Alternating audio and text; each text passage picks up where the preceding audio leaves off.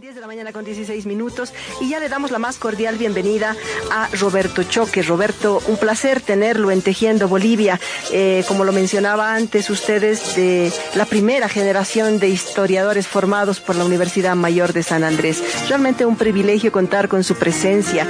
Y hoy vamos a conversar un poco sobre los mitayos. Y usted me dice que ha dedicado gran parte de su trabajo a los pacajes y a esta región del país que ha sido siempre rebelde, ¿no?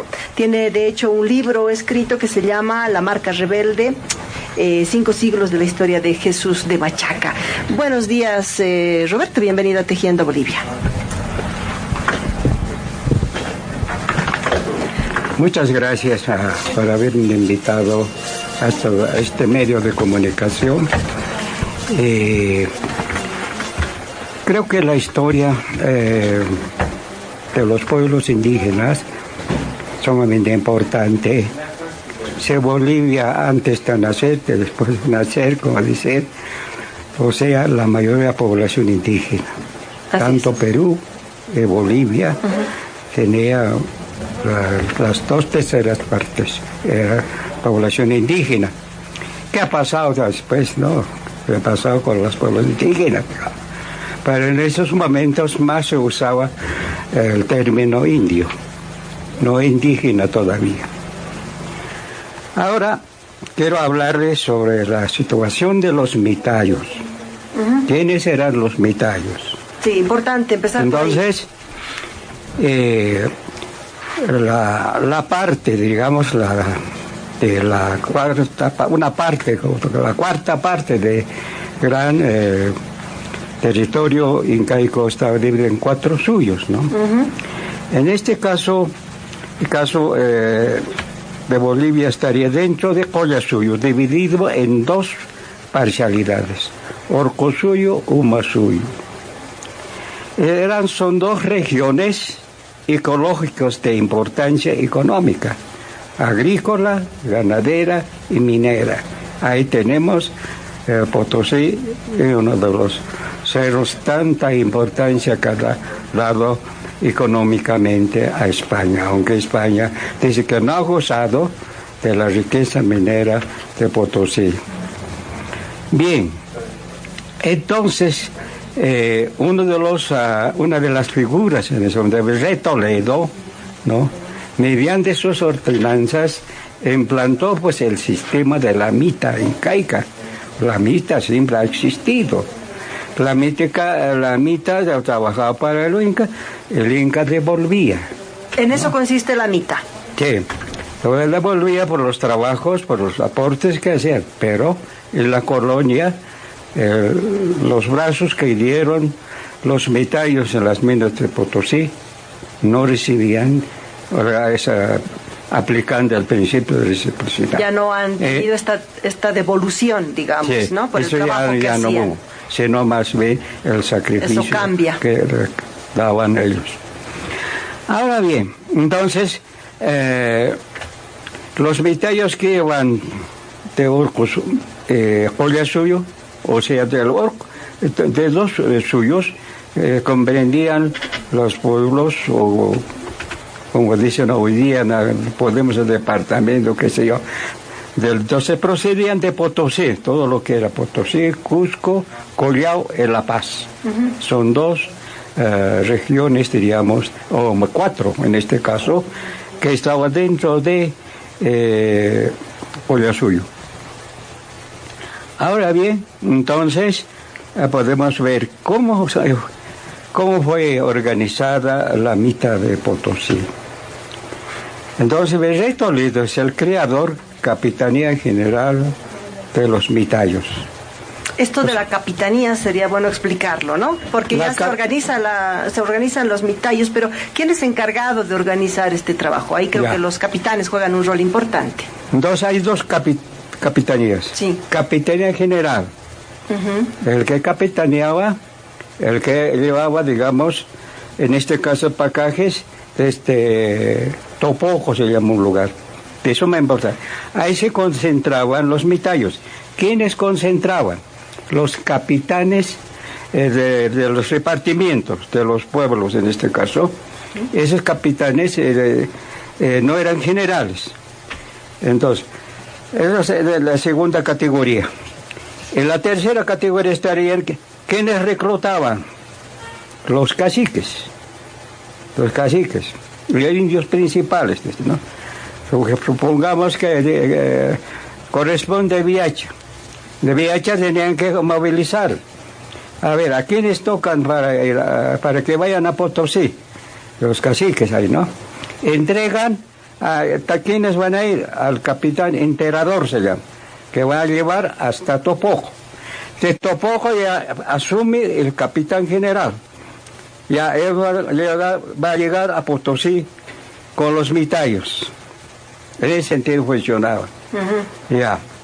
Entonces, dos categorías de capitanes, en este caso. Capitán general, en este caso 12 pueblos de pacajes. Y de cada pueblo tenía su capitán enterador, el capitán que entrega a los reclutados, como decir. Bien, ahora vamos a mencionar quiénes eran los capitanes generales. Es muy difícil rastrear la historia desde el siglo XVI. Ya he encontrado solamente el nombre.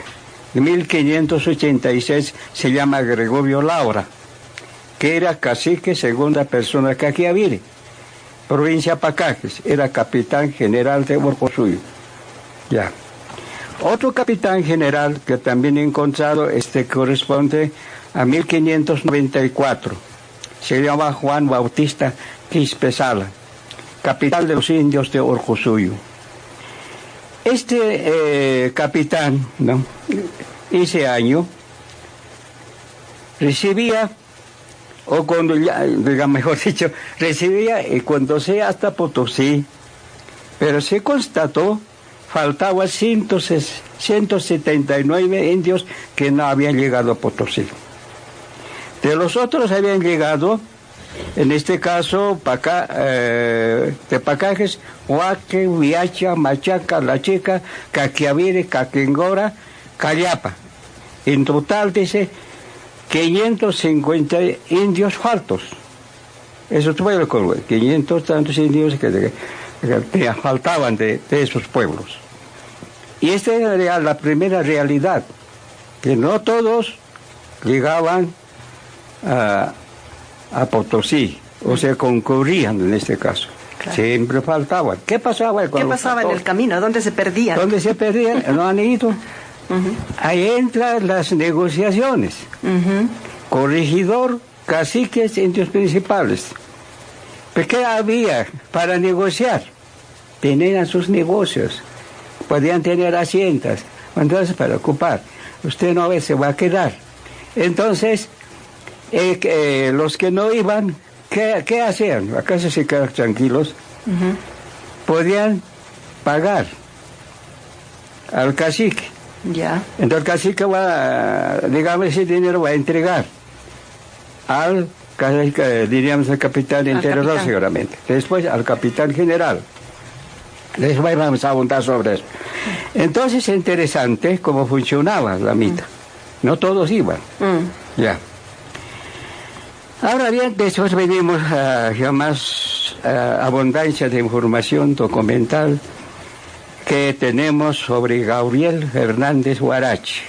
Él es capitán también. Capitán general de los 12 pueblos de la provincia de Pacajes. Él ha sido capitán entre 1628 y 1660. ¿Cuáles eran esos 12 pueblos? Aquí están. Callapa, Caquingora, Caquiaviri, Calacoto, Tihuanaco, Huaque, Viacha, Joyoma, Curabara, San Andrés, Santiago, Jesús Temachico, los 12 pueblos. Todos Pacajes. Todos de Pacajes de Orcosuyo. Ya. Ahora, dice, Gabriel Fernández Huarache, dicen, ha sido 10 veces capitán general. En otra parte de información también dice 11 veces capitán general. ¿Qué ha hecho en ese tiempo de capitán? Si los indios no todos iban. Claro, se rebelaban seguramente. Se rebelaban, ¿no? Atacándose, ¿no? Claro. Escapando. Sí. Algunos iban a lugares distantes. Claro. Se volvían cimarrones, dice. Ahí dejaban la religión cristiana, y dejaban todo.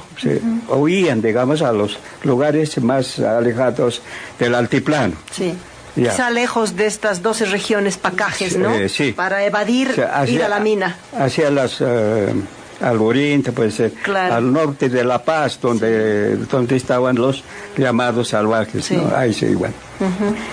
A ese lado. Eso también tiene su historia. Hasta incluso quechos he encontrado en las dos de Mosetenes, no sé si hasta el Vine hay que llegar. Interesante. Roberto, tenemos que hacer una pausita y a la vuelta vamos a seguir hablando de este capitán en particular, Gabriel Fernández, un capitán general que por lo visto ha tenido un rol interesante. Ya saben, los mitayos no todos iban amarrados a la mina, escapaban y ahí se producían negociaciones. Sí. Muy interesante cómo se daban las relaciones en la colonia. 10:27, espérenos y en un ratito estamos de vuelta.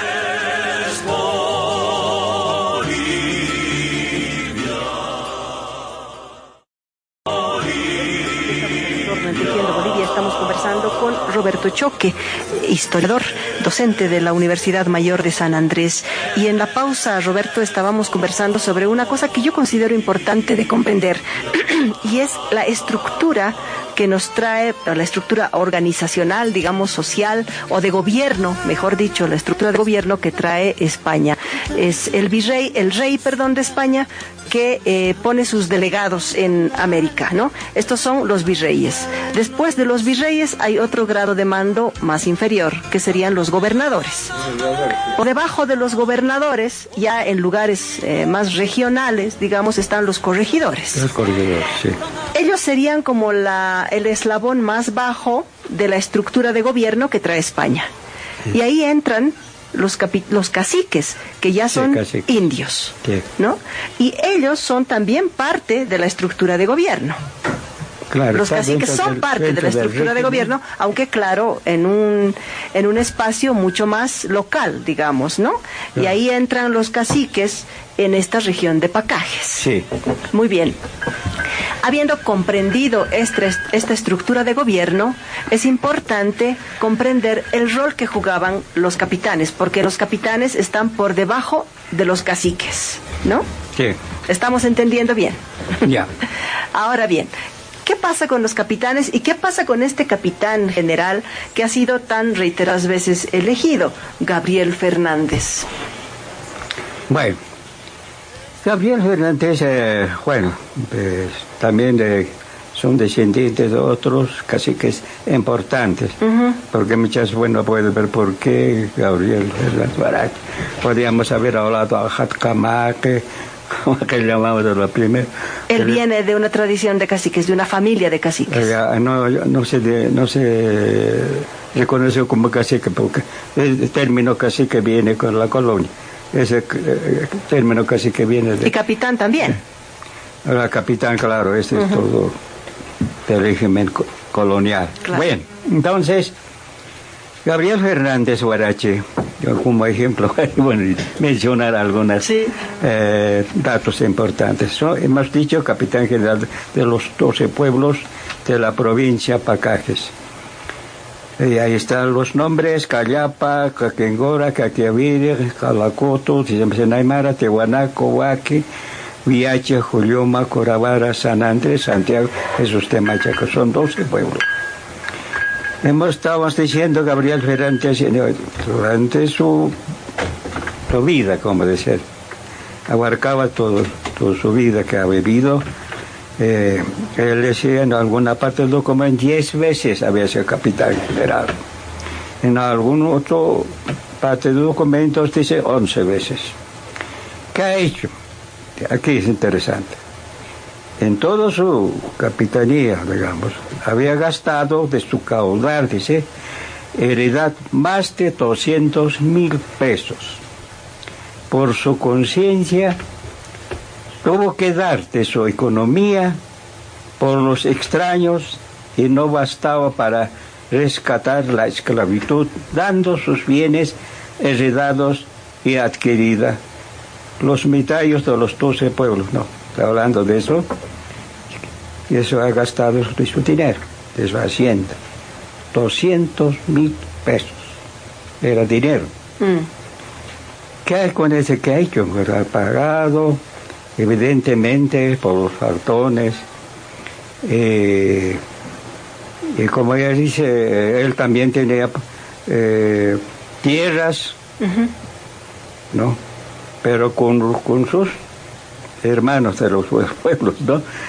Porque el Estado español no daba el título de propiedad individual de él, sino era él, como manejaba todo eso,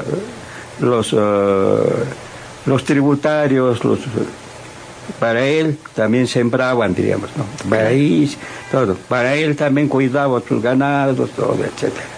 Ahora tiene otro elemento. Gabriel Fernández Echalará, ¿no? En la historia de los pueblos, de diferentes pueblos, digamos, ¿no? Siempre hay personas que surgen. Él es uno de ellos. Y aprendió, digamos, además de ser parte de la economía de los 12, en este caso de Jesús de Machaca, también aprendió el comercio. Entonces, él traía vino desde Moquegua hasta Potosí. ¿Cuánta gente empleaba en eso? 500,000, dice, 500 personas. Yeah. Sobre eso cuestionan los azogueros de Potosí. Y usted tiene, entonces, esos son gente que es de la gente mitaya. Ellos son indios particulares, dice. Ahora bien, ¿qué medios de transporte usaba? Él tenía una cantidad de ganado camelito, llamas. 1,000 llamas utilizaba para transportar vino. Con vino llegaba hasta Oruro, de Oruro a Potosí. Eso que tenía era ganancia. Claro. ¿Ya? Era un muy buen comerciante, don Gabriel Fernández. Muy buen político, digamos, para manejar. Sí, astuto político, gente, sí. Astucia. Entonces lo que dice, a ver, hemos dicho que ya la economía se ha gastado dinero. Entonces aquí puede haber muchos detalles. Sí. Cómo era, cómo comportaba. ¿De qué manera sabemos si él estaba así? ¿Cuál es la fuente? Sí. Él ha dejado su testimonio. He logrado, gracias a un italiano que me lo microfilmara del Archivo General de Indias. Tiene un buen documento. Ya. Porque a él acusaban las autoridades que estaba ocultando el dinero, que todo. Él se defendía. Por eso sus argumentos decían, yo estoy pagando. ¿Qué quieren? Algo que aquí está, el dinero. ¿No? Pero él sabía cómo arreglaba con los caciques enterradores, mayores capitanes, con los caciques, ¿no? Como dice aquí, esclavitud, dice que como estaba defendiendo la esclavitud de su gente, en este caso Jesús de Machaca. Estaba en la medida de sus posibilidades protegiendo a la gente de su región. De su región, ¿no? Ayudándola. Que ya estaban como esclavos. Sí. Entonces, es interesante de Gabriel Fernández Huarache en ese sentido, ya hemos dicho como... Bien, ¿qué más puedo decir de Gabriel Fernández Huarache?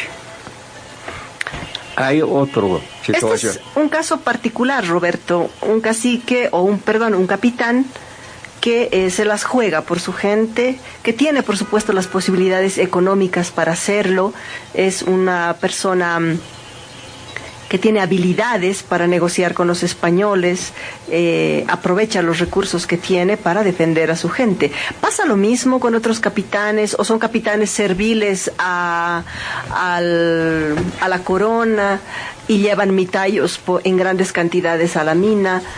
¿Qué pasa con los otros capitanes? ¿Este es un caso excepcional o todos los capitanes tienen un rol parecido de defensa del indígena? No pasan todo eso. Solo con una excepción, en este caso Gabriel Fernández Huarache. Después de que Gabriel Huarache, otro. Por ejemplo, aquí tenemos a Pedro Fernández Huarache. Al igual que Gabriel Fernández se quejó por haber gastado de su dinero para suplir la falta y ruina de indios de todos los pueblos de la provincia de Pacán. Él también hablaba, pero él apenas ha podido aguantar poco tiempo, ¿no? Creo que es un año o algo así. Poquito. Poquito, pero tenía que también, no tenía mucho recurso económico. Sí. Entonces, otro que sucede, digamos, no es que sucede propiamente, sino que intermedian, digamos, en ese proceso de 1628 hasta 1660. Otro se llama Pedro Fernández Huarache. Fue capitán general de la mitad de Potosí 3 veces. Acudió pese a las faltas que padecían los dichos pueblos por estar desiertos y aniquilados de indios, supliendo con su plata para mingar a otros en lugar de los que se habían ausentado o huido. O sea, estaba pagando para suplir, para mingar. Es interesante el nombre de Aymara Minca. Esa es una especie de contrato. ¿Ya? Que no puedes trabajar, hay que pagar al Minca. Entonces, mincado. Entonces, ese es otro elemento que podían también favorecer a los españoles si no habían mitayos. O sea, los mitayos propiamente. Entonces, en Potosí tenían que contratar a la gente con ese nombre de mitad. Me he dicho Minca. Minca. Entonces Minca debe crecer ya, mucho más allá, porque va a ir creciendo los mitayos, o los indios de cédulas de los mitayos. En todo caso, la Minca es como más favorable para los indios, porque ya les pagan algo, ya los contratan. Claro, primero justificaba el capitán general, pero allá los mineros, los azogueros, tenían que pagar. Ya, muchos seguramente falta cuánta gente era, digamos, mingado, digamos, en Potosí, pero después de que ya, digamos, los mitayos, digamos, se han convertido allá como propiamente mingados en Potosí, claro. ya no, pues tenían que pagar a los españoles, ¿no? En este caso los azogueros. Entonces, en ese sentido es interesante conocer, ¿no? Ahora, ¿cómo? Dice que vamos a ir a ese tema. Los mitayos en las minas, pues, ¿qué pasaba con la gente? ¿Qué pasaba con la gente que iba a Potosí a trabajar? ¿Qué pasaba con la gente que estaba ahí sacrificándose ahí? Los indios mitayos, desde los primeros momentos de la mitad, estaban considerados como afortunados, puesto el que más desvalido tenía 150 a 200 ovejas, tierras en que sembraba. Pero después de haber sido obligados a concurrir a las minas de Potosí, se convirtieron fugitivos o cimarrones, porque les han quitado sus instancias, chacras, tierras particulares.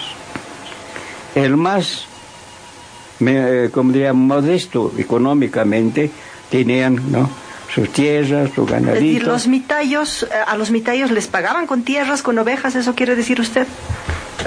De que tenían tierras, sí, no son pagos de... No es por la mitad. No es por la mitad. Ese viene ya desde la Perré Toledo. La Perré Toledo, eso hace la visita general. Entonces Perré Toledo, la visita general, como hubiera comprado todo el territorio de los pueblos indígenas. Claro. Entonces Jesús de Macha cargado de oro no se llevaban para comprar sus tierras. Entonces quiere decir que tenían sus tierras compradas. Por algo y ahora tenían que pagar tributo, todo, etcétera. Ahora entonces, ahora la mitad es otra carga, ¿no? Entonces cuando estos ya no podían ir, tenían que ir a otro lado. Perdían sus tierras, perdían sus armas, todo. A eso se está refiriendo. Entonces esa es una situación que pasaba. De manera que los mitayos acaban siendo fugitivos. Sí, fugitivos. Claro, no todos. Sí. Mitayos se pueden obligados a extraer la plata. El ablijito indio que tenía el trabajo de noche no se le pagaba, ni restituía y trabajaba por amor de Dios a quien libra este rigor que juzgue, dice, y demande este trabajo sin paga. No se la paga porque no ha cumplido. Trabajaba, no cumplían otros. O sea, ya no alcanza su fuerza. Claro. Entonces, no, el no minero, la suegra ya no pagaba. No reconoce porque no ha cumplido su, ¿cómo se dice? Su cuota. Su cuota de trabajo. Sí. Como castigo. Ahora, más importante, más adelante, dice esto otro. Si a este trabajo, dice, él está quejando, se juntaba, dice, el de dar tareas en grande número crecido de 10 a 12 costales de metal del día y otros tantos de noche. Forzosamente tenía que ser cumplida el número determinado, aunque haya trabajado toda la semana, día y noche. Pero faltando 3 o 4 montones, no se le registraban por semana entera, sino media paga, es decir, media semana nomás. Faltando, apenas lo dice, 2 o 3 montones. Ya cumplió 10 montones, pero faltaba. Si era 12, ¿cómo es? Si era 12, digamos, sí, ya casi cumplido más de 10, algo claro, así. Bien, esa era la situación. Ahora, puedo argumentar aquí más con otros detalles. Sí. Ahora, aquí, otro... Ya, eso era que como trabajaba ahí, que faltaba. El régimen definitivamente era de explotación. Porque montones, ahí aparecen otros trabajadores, palleres, usted hablaba. Hasta ahora mi tía era pues minera, Corocoro, el pallero, porque mi tío había sido minero. Entonces yo soy una familia minera. Campesina, fabril incluso. Bueno, capitán, para los capitanes en el entero de la mitad, gran problema era el decaimiento de mitayos. Un ejemplo, así, si a un pueblo fueron repartidos, dice, 120 indios de la mitad gruesa, ya, dividido en 3 partes, una mitad ordinaria, y 2 descansos remodas, dice, renovados, ¿no? Cabe cada semana 40. O sea, cada semana 40 indios tenían que estar. Pero, ¿qué es lo que pasaba? Dice, con la disipación, o sea, disipación que se falta. General, no se encontraba ni la mitad de la tercera parte para la dicha mitad, sino solamente 14 indios. 14 indios. De la mitad ordinaria, de 40, de 40, 14 nomás. Entonces para siempre estaba mermando la gente, ¿no? Sí, para hacer cumplir la mitad, el capitán general aquí resultaba ser un ejecutor tiránico de las órdenes de los interesados. Esto era como vivir rectamente, pero dañando, ofendiendo al otro, ¿no? Obligando a que suban arreo todas las semanas, todos los años, sin que los primeros los sobrelleven con alguna, con ser injusto, él les manda. Ni hay quien en tantas calamidades los patrocine cuando con su sangre, su sudor, mantiene esta república, ¿no? Es que el texto va nomás. Es decir, en las palabras de los 40 que respondían, el primer turno, solamente había 14. Sí. Ahora, ¿qué va a pasar en el primer separación turno? Este 14 entran como vingados. Faltaría tercero más. Le van a entrar como cédula, como mitayos también. Claro, entonces yo imagino, es que si ya han aprendido a ser vingados, seguramente se quedaban en Potosí. Claro, ya no querían ser mitayos. Y ahora ya no quieren ser mitayos, claro, ¿saben? Claro, sí. Ahora lo interesante acá, ya esto es ya cómo funcionaba tantos sacrificios, porque faltaba argumentar nomás. Ese señor que se que estaba de anoche, el mitayo tenía que entrar al interior de la mina, tenía que sacar una carga, porque allá en la mina había uno, que se guarretero, guarretero de la cámara, entonces guarretero tenía que juntar los metales, el otro sacaba a la cancha, y eso estaba a hacer montones, entonces era un sacrificio totalmente. Ahora bien, entonces ya hemos completado ese detalle. Ahora, aparece Yanaconaje.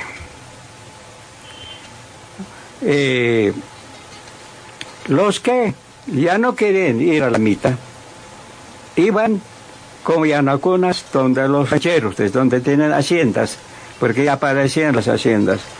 Ya los criollos, los mestizos, quienes eran también, empezaron a tener tierras. Ese como era producto de las visitas en este caso, revisitas en la colonia, en la república. Entonces, los caciques, con una carta del corregidor de Potosí, o de un español, tenían que ir a buscar a los que se han escapado. Diríamos obligadamente hacer esa gente que se ha escapado. Ahora, ¿qué pasaba en la hacienda? El dueño era un criollo, ¿no? Pero no obedecía, lo votaba. Porque ustedes vienen a estorbar a mis indios. Estos son yanaconas, que están ya registrados con eso. Váyanse. Lo votaban azotando, algo así. Y claro, después tiene que ir a veces el propio capitán general, con más fuerza. También algo que rescataba a alguna gente. Ahora, esa gente yanacona también, por eso hace rato decía, cómo negociaban entre los caciques, el capitán enterrador, ¿quiénes van a ir? ¿A dónde van a ir? Seguramente. Se negociaban seguramente con los rancheros de las haciendas. Claro, y entonces, volvían a venderlos. Hacían pasar años. Ya estaban en su fe de bautismo, ya como nacidos en la ranchilla. Entonces, dice, aquí está. El dueño de la ranchería exigía, a ver, su certificado de nacimiento, ¿dónde ha nacido? Pero estamos viendo traer a esta gente, pero esta gente nació aquí está su de nacimiento. Entonces, todo un río. Entonces, en ese sentido, es realmente, tal que voy a poder hablar con muchos detalles. Sí. En esa forma, digamos, funcionaba la mitad de Potosí, pese que los capitanes estaban encargados. Ahora, hablando de capitanes, no solamente estos Huarache, hay otros. Sí, seguro, han habido muchos. Sí. Estos capitanes no tienen suficiente economía, recursos para poder resistir. Entonces, ¿qué hacen? Se declaran como muertos. No, ya no tenemos la fuerza. Se declaran. Era una estrategia seguramente, no, ya no puedo ser capitán, nada. Mejor me muero. Ya, entonces ya estoy muerto. Entonces, Roberto, ha sido un placer conversar con usted. Este tema de los capitanes definitivamente interesante porque muestra un poco cómo hay una categoría de indios que es vínculo entre la corona y los indios originarios, que están sometidos a condiciones de explotación. Sí. Hay mucho más que decir, por supuesto, el tiempo nos queda corto siempre. Le agradezco mucho por haber estado en este espacio y lo esperamos, ojalá en una ocasión futura, para seguir conversando sobre estos temas y sobre Pacajes, que usted ha hecho muchísima investigación en esa zona. Gracias nuevamente, son las 10 de la mañana con 56 minutos. Permítanos una pausita en Tejiendo Bolivia y ya estamos de retorno con otro tema.